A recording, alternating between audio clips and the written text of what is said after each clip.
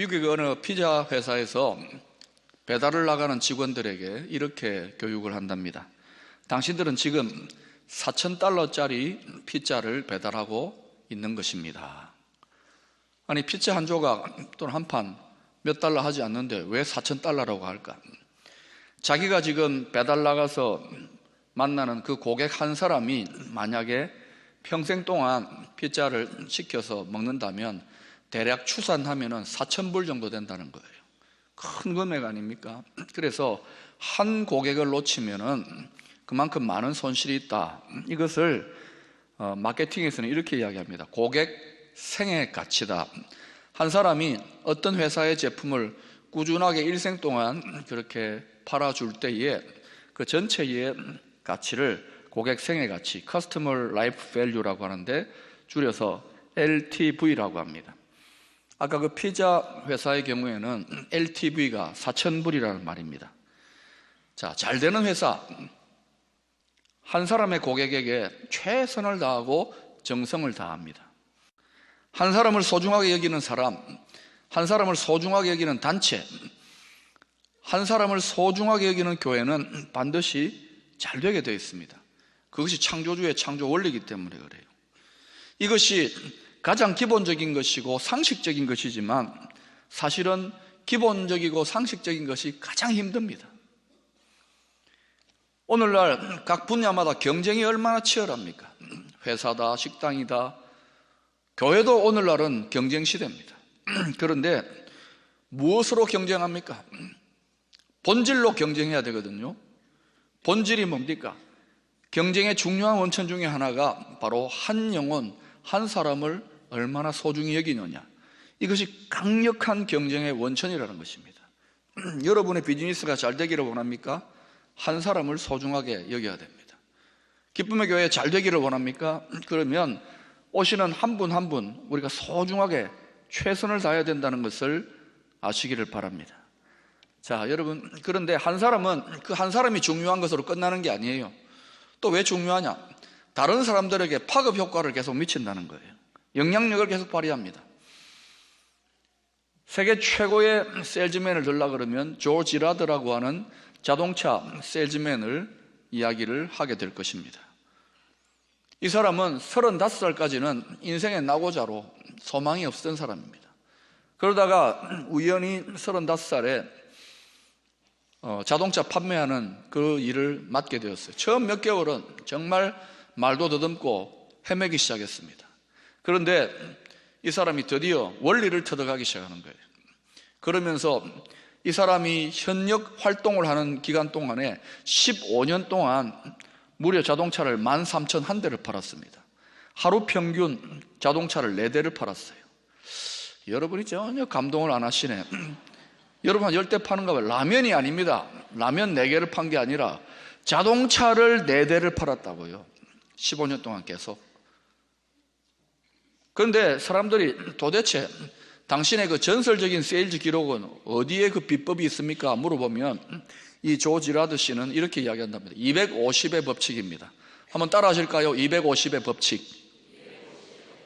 자, 이 말이 무슨 말이냐? 이분이 이렇게 이야기합니다. 한 사람의 고객은 그 한 사람으로 끝나지 않고 대략 그와 관계되어지는 250명의 사람들과 네트워크가 되어 있다는 거예요.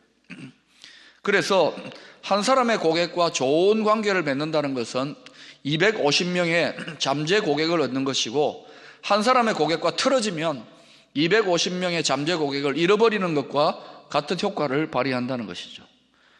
이게 상식적인 이야기지만 저는 이 법칙대로 최선을 다하여 한 고객을 마치 250명의 고객을 대하듯이 그렇게 세일즈 해왔다는 것입니다.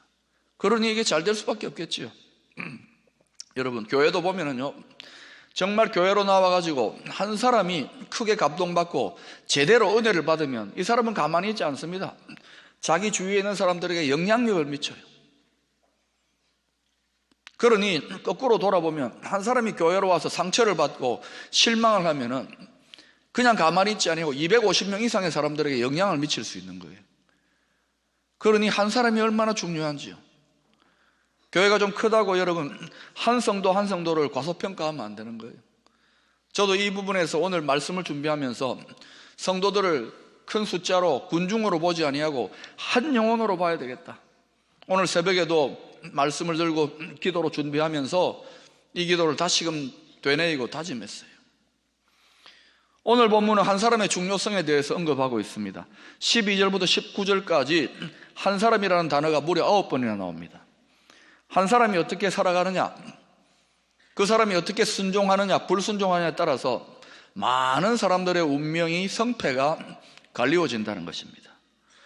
우리는 쉽게 이렇게 생각합니다. 그까짓 거 하나님 뜻대로 순종하면 될 거 아니냐고. 그런데 여러분, 그게 그렇게 호락호락하지 않아요. 오래 믿으신 분들은 그렇게 쉽게 대답 못할 겁니다. 왜요? 만만치가 않거든요. 우리가 순종할 만한 것들은 다 순종 잘합니다. 그런데 하나님 말씀 중에 내가 받아들이기 힘들고 내 가치관과 내 이전의 사고방식과 다른 것은 슬쩍슬쩍 넘어가는 경향이 우리에게 있지 않습니까? 우리의 자아가 강한 거예요.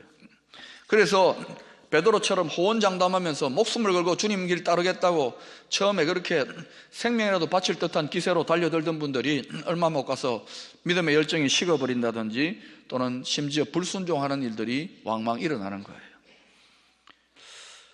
제가 사역을 하면서 또 저 자신을 관찰하고 또 많은 성도들을 관찰하면서 죄인된 인생이 예수를 믿어서 하나님의 사람으로 성숙해가는 과정이 마치 마약에 중독되어진 사람을 치료하는 회복의 과정과 비슷하다는 생각이 듭니다. 여러분, 마약이 얼마나 중독성이 강합니까? 좀 고쳐놓았다 싶은데 다시는 안 해야지. 그런데 또 어느새 그 짓을 하고 있는 것입니다. 죄의 중독성도 못지않아요. 강력합니다. 그래서 많은 성도들이 다시는 하지만은 또다시 넘어지고 또다시 쓰러지는 것, 이유가 있는 거예요. 성경은 그래서 이 죄의 문제, 자꾸 넘어지게 만드는 죄성의 문제에 대해서 그걸 치료해라, 극복해라 이런 식으로 가르치지 않습니다. 그건 세상의 가르침이고, 성경은 뭐라고 이야기하느냐? 죄에 대해서 죽으라고 이야기합니다. 여기에 하나님의 지혜가 있는 거예요. 변화해라, 바꿔라, 극복해라. 이거는 누구나 할 수 있는 소리입니다. 그런데 안 돼요, 해봐도. 그런데 하나님은 성경 말씀을 통해서 죄에 대해 죽어야 된다. 진짜 여러분이 새 생명으로 살고 변화되기를 원하고 새로운 예수 믿고 인생을 살기 원한다. 죽어야 됩니다. 변화되는 게 아니라 죽어야 그때 부활의 새 생명이 나타나는 거예요. 그래서 하나님이 죄가 없으신 예수님을 십자가에 내어주셨잖아요.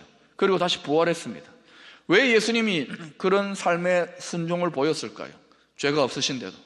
그것은 이 뒤로 예수 믿는 죄성을 가진 우리 죄인된 우리가 예수님의 방식으로 살아야 된다는 거예요.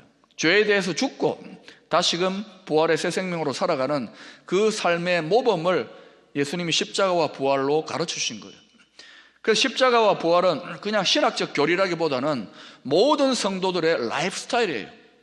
죽고 산다, 이것이 기독교 신앙의 기본인 거예요. 죄에 대해 죽을 때 새로운 인생이 펼쳐집니다. 우리가 예수 믿고 여전히 죄에 대해서 이전에 예수 믿기 전에 그러한 가치관과 삶의 방식을 그대로 살려놓고서 여러분이 교회 왔다 갔다 한다, 하나의 형식적인 종교생활, 무의미한 종교생활은 될지 몰라도 새로운 인생의 혁명적 변화는 일어날 수 없는 것입니다. 죽어야 산다, 죽어야 새로운 인생이 열린다는 것을 기억하십시오. 그런데 죽이는 것이 쉽지 않아요.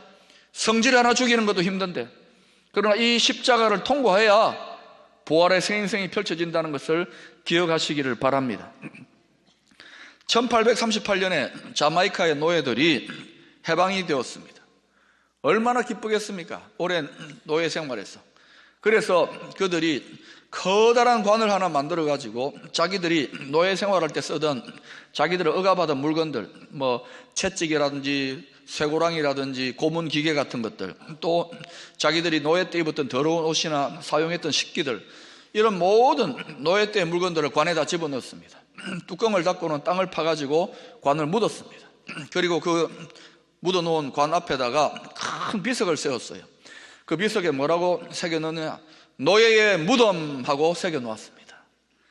자, 그런데 왜 이렇게 관을 묻고 노예의 무덤이라고 했을까요? 지긋지긋하다는 거예요. 이제 노예 생활 청산하고 싶다는 것이죠.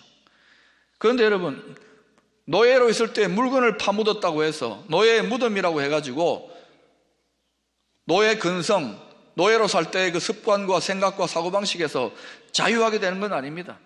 지금 100년이 지났는데도 그들 속에 여전히 잔재들이 남아있는 거예요. 노예 근성과의 싸움이 남아있는 거예요. 마치 우리가 오래전에 일본에게서 식민지 지배에서 해방되었는데도 우리의 언어 생활이나 곳곳에 잔재가 남아있는 것과 비슷한 거예요. 사랑하는 여러분, 노예 근성을 죽이는 싸움은 자메이카 사람들 안에만 있는 것이 아닙니다. 오늘날 예수 믿고 새 인생을 살려고 하는 우리들 안에도 죄에 노예된 노예 근성이 우리 안에도 일어나고 있다는 것이죠. 이것과 싸우는 싸움은 우리들 가운데도 있어요. 만약 여러분이 싸움이 없다, 그러면 예수 믿고 여전히 노예 상태로 있다는 것을 말하는 거예요. 여러분, 열매를 바꾸려면 어떻게 해야 될까요? 우리 삶의 열매를 바꾸려면 농사 짓는 분들에게서 배워야 됩니다. 열매를 바꾸고 싶다면 종자를 바꿔야 돼요. 씨앗을 바꿔야 되는 거예요.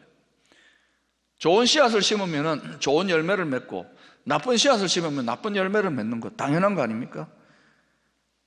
죽음에 이르는 사망의 열매, 심판의 열매를 맺는 씨앗을 심어놓고서 아무리 걸음을 잘하고 가지치기를 잘하고 그게 뭡니까? 선행이다, 봉사다, 수련이다, 윤리도덕이다, 철학이다, 고상한 것들 다 갖다가 걸음주고 가지치기 해도 씨앗이 잘못되면, 씨앗이 사망의 열매를 맺는 사망의 씨앗이면은 결국은 심판의 열매, 사망의 열매밖에 못 맺는 거예요. 그러면 길이 뭡니까? 씨앗을 바꿔야 되는 거예요. 그래서 예수를 믿는다는 것은 예수 씨앗을 심는 것을 말합니다. 우리 영혼에 썩지 아니하는 하나님의 말씀, 이 말씀이 우리 영혼의 구원자가 우리에게 영생 주시는 분이 예수님이다. 그 말씀을 씨앗으로 심는 거예요.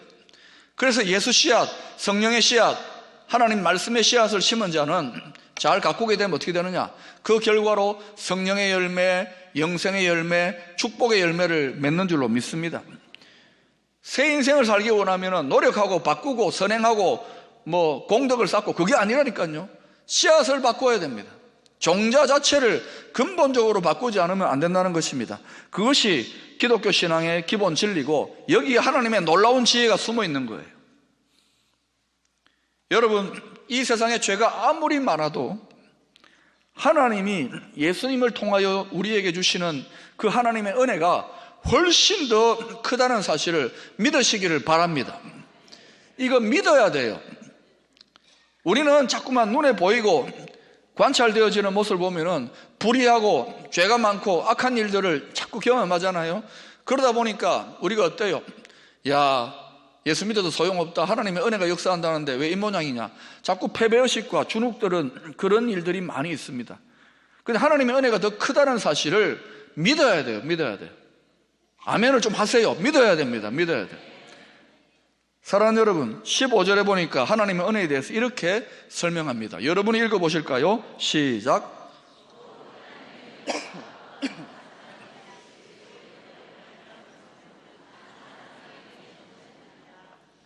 은혜가 어떻게 한다고요?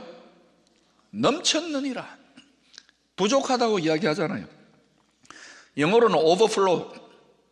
overflow가 뭡니까? 흘러서 넘쳐난다는 것이죠. 부족하지 않고 흘러 넘치는 거예요. 제대로 은혜 받고 깨달은 눈으로 보면 우리가 늘 은혜가 부족하다고 구걸하러 다니는 것 같지만 그렇지 않습니다. 은혜가 이미 십자가에서 예수님이 이미 죄와 사망의 권세를 깨뜨리시고 축복의 길을 열어주셨기 때문에 영적인 세계, 창조 세계의 하나님의 진리와 원리로 보면은 팩트, 사실 자체가 뭐냐 하면은 넘쳐나는 은혜가 이미 임했다는 것입니다. 믿습니까? 그래서 은혜가 부족하다, 은혜가 결핍하다는 말은 우리가 그렇게 느끼는 것이지 팩트, 사실 자체는 은혜가 넘쳐난다는 거예요. 특별히 어느 곳에 은혜가 넘칩니까? 죄 많은 곳에 은혜가 넘쳐나요. 죄 많은 곳에. 사랑하는 여러분, 그래서 바울은 로마서 8장에서 모든 이 세상의 핍박이나 도전이나 어떤 것들도 그리스도 예수 안에 있는 하나님의 사랑에서 끊을 수 없다, 그 은혜에서 끊을 수 없다고 그렇게 이야기합니다. 그러면서 바울이 뭐라고 합니까? 우리가 이 모든 일에 대해서 넉넉하게 이긴다, 이길 수 있다. 그것도 그냥이 아니라 넉넉하게 이길 수 있다고 하나님의 승리를 외치고 있어요. 왜? 은혜가 넘쳐나기, 은혜가 더 강하기 때문에. 고린도전서 15장 55절에서 또 바울은 이렇게 선포합니다. 사망아, 너의 승리가 어디 있느냐? 사망아, 네가 쏘는 것이 어디 있느냐? 오늘날도 우리 믿는 자들도 장례 치르고 자꾸 죽음의 소식을 듣습니다. 올해도 여러 성도님들이 천국 가셨잖아요. 슬픕니다. 이별하는 것이 가슴 아픕니다. 그러나 그렇다고 해서 우리가 소망이 없느냐? 아닙니다. 우리 영혼에 심어놓은 예수 씨앗, 영생의 씨앗, 말씀의 씨앗 때문에 육은 비록 멸하여, 육의 생명은 멸하였다 하더라도 영원한 생명의 부활을 우리가 기다리고 있기 때문에 바울은 이 진리를 붙잡고 사망아, 너의 이기는 것이 어디 있느냐라고 담대히 외치는 거예요. 팩트를 붙잡는 거예요. 느끼는 감정이나 생각이 아니라, 눈에 보이는 것이 아니라 영적인 진리, 하나님 말씀의 진리를 굳게 붙잡는 것입니다. 할렐루야. 한번 따라 하실까요? 은혜가 이깁니다. 믿음이 이깁니다. 죄와 사망의 권세, 불신과 절망을 은혜가 이기고 믿음이 이기는 거예요.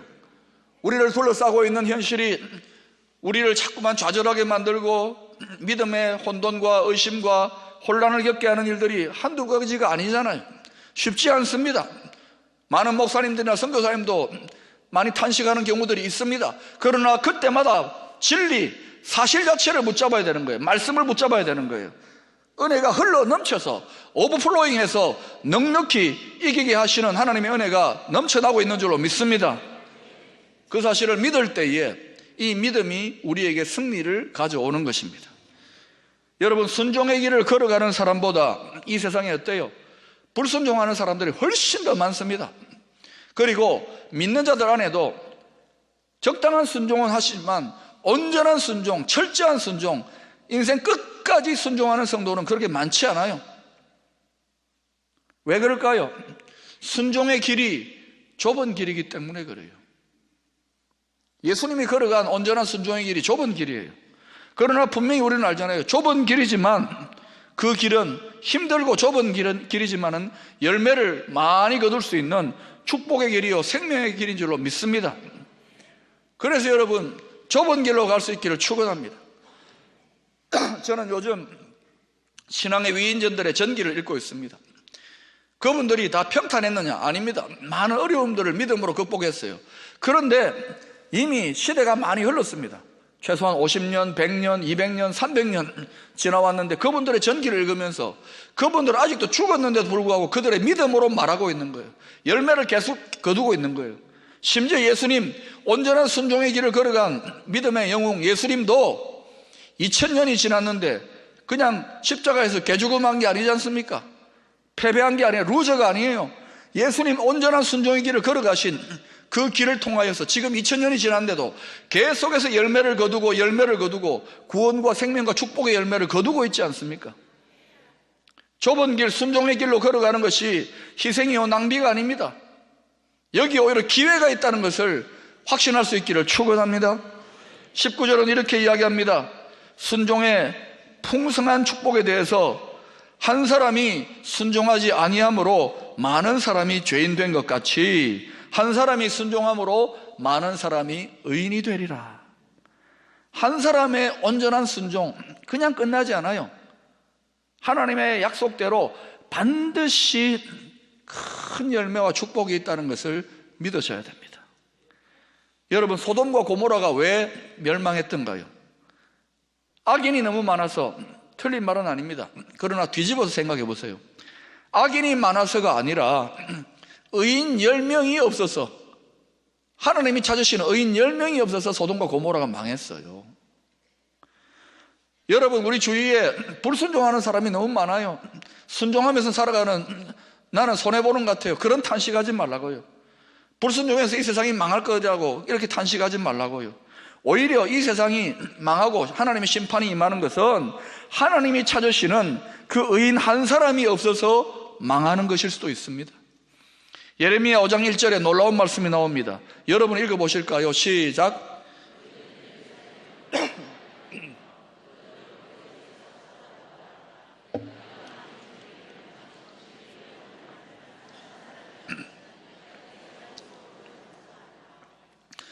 너희가 만일 정의를 행하며 진리를 구하는 자를 한 사람이라도 찾으면 이 성읍을 용서하리라. 심판이 임하지 않겠다. 한 사람이 없어가지고 망하는 거예요. 한 사람이.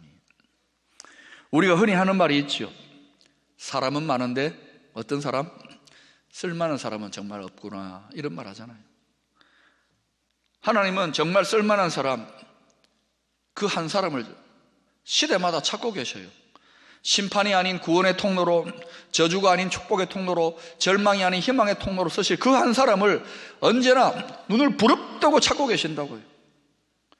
영적인 혼란과 어둠이 깊었던 사사시대에 다 헤매이고 각기 소견에 오른 대로 마음대로 방탕하게 살았던 그 우상 숭배의 어둠의 시대에 하나님은 사사 한 구원자를 세우셔가지고, 여러 명이 아닙니다, 한 명 들어서 그 시대마다 평화를 가져오셨어요. 승리를 가져오셨다고요. 한 사람이 이렇게 중요한 거예요. 여러분, 박세리라는 골프 선수를 알 겁니다. 어릴 때 자치기를 많이 했는지 얼마나 그렇게 골프를 잘 치는지요. LPGA라고 하는 세계 최고의 권위 있는 미국 여성 골프 대회에서 몇 번이나 우승을 하지 않습니까? 그러고 난 다음에 놀라운 일이 납니다. 한국에 딸 가진 부모들이, 야, 우리 딸도 박세리처럼 만들자 해가지고 너도 나도 골프 훈련시키고 해가지고요, 지금 여러분 전 세계 LPGA 골프 대회는 전부 다, 거의 대부분 다 한국 여자들이 다 석권합니다. 최나연, 박인비 뭐 이래가지고 막 탁탁 치잖아요. 그게 다 DNA가 어디서 나왔냐? 자치기에서 나왔어요. 탁탁. 한 사람이 길을 여니까 막 따르잖아요, 사람들이. 스포츠도 이런 부분인 거예요. 또 여러분, 조선시대 500년 명문가 지속 경영의 비밀이라는 책을 보면은요, 평범했던 집안인데 이 집안이 명문가가 되고, 그것도 계속 1, 2년이 아니라 100년, 200년 명문가가 되는 그 집안의 내력을 쭉 연구를 해보니까 누군가 한 사람이 있었던 거예요. 그 집안의 어떤 기획자, 그 집안이 명문가가 되도록 기획했던 한 사람이 있는데, 리더가 있는데, 이 사람이 그 집안의 청사진과 비전을 제시하고 그것을 이룰 수 있는 정신적인 원칙과 원리를 제시한 거예요. 그것을 따라왔던 많은 집안들이 명문가가 되었다고 합니다. 그냥 되는 게 아니라 한 사람이 있는 거예요. 여러분, 예수 믿고 정말 복받은 가정들이 있습니다. 그냥 예수 믿고 뭐 엉터리로 믿고 뭐 대충 이게 아니라 정말 예수 믿고 대대로 복받는 가정이 있어요. 정말 믿음의 명문가가 있다고요.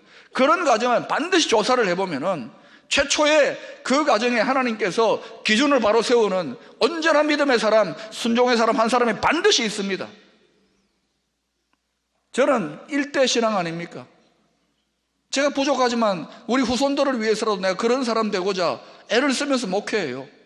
여러분 집안에 그런 한 사람이 여러분이 될 수 있기를 축원합니다. 교회도 마찬가지예요. 69년 가까운 이 교회, 70년 가까운 이 교회가 그냥 여기까지 온 게 아닙니다. 분명히 믿음의 선진들, 선배들 중에 그 어떤 한 사람이 있는 거예요. 하나님을 감동시키는 그 어떤 한 사람이 있는 거예요.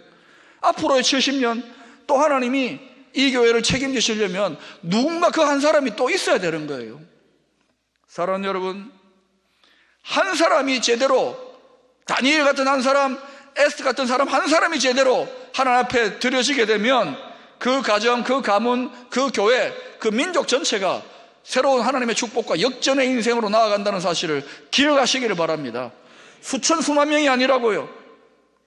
저와 여러분이 하나님 찾으시는 바로 그 한 사람 되기를 진심으로 소망합니다.